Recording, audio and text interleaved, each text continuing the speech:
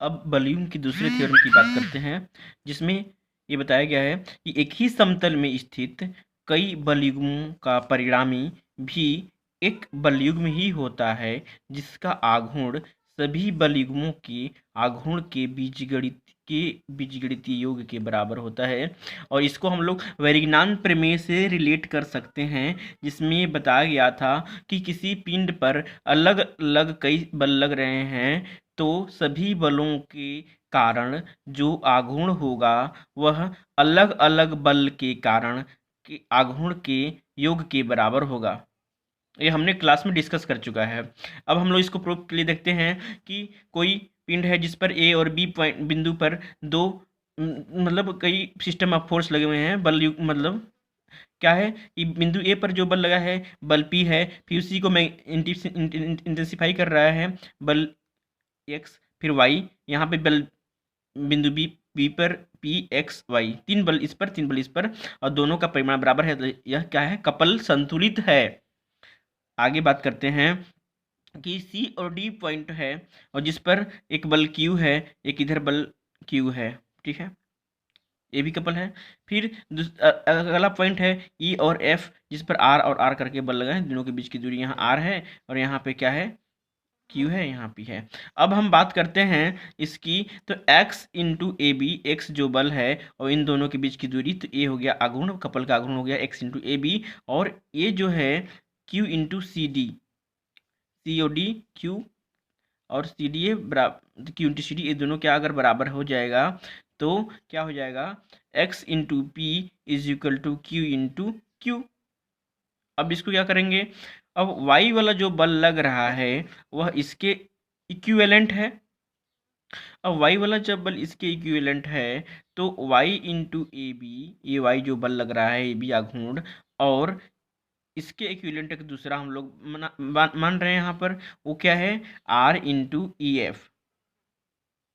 ठीक है। तो y into p distance into r into r. अब आप लोग सोच रहे हैं कि इन दोनों को हम लोग बराबर क्यों कर रहे हैं, तो यहाँ पर क्या जो है कि x और y, x जो है बल और ये जो कपल x बल के कारण जो बन रहा है उसके समतुल्य ए हम लोग लिए हैं, मतलब इनका जो आघूर्ण है इसके आघूर्ण के बराबर होगा, और जो y बल है और इनके बीच का, तो इसका जो आघूर्ण होगा बल गुणे बीच की लंबवत दूरी, और r, ये जो बल लिए हैं और ये जो कपल लिए हैं ये दोनों समतुल्य होगा, इसलिए दोनों को बराबर किया गया है रिलेशन निकालने के लिए। अब टोटल मोमेंट हम इस सिस्टम की बात करेंगे, इस सिस्टम में टोटल मोमेंट की बात करेंगे, तो टोटल मोमेंट होगा कि कोई एक फोर्स, मतलब किसी एक बिंदु ए और बी पर लगने वाला कोई बल, तो यहाँ तीन बल लग रहे हैं तो तीनों बलों का सम हो जाएगा p plus x plus y, या फिर यहाँ मानेंगे p plus x plus y into distance a b, perpendicular distance, तो p into x, p plus x into y. आगे हम लोग सॉल्व करेंगे तो p ब्रैकेट खुलेगा p into a b plus a x into a b plus y into a b, ठीक है बेटा। और फिर क्या हो जाएगा, इसी को हम लोग बोलेंगे ए बी क्या है, p के बराबर है, ए बी पी के बराबर है, यहाँ x तो रहेगा और x के लिए फिर ए बी है तो वो भी p के बराबर हो जाएगा, फिर क्या है y है, y के लिए ए बी है तो वो भी p के बराबर हो जाएगा। यहाँ से हम लिख सकते हैं कि p बाहर लेंगे, p क्या है, डिस्टेंस है, और capital P plus capital x plus capital y क्या है,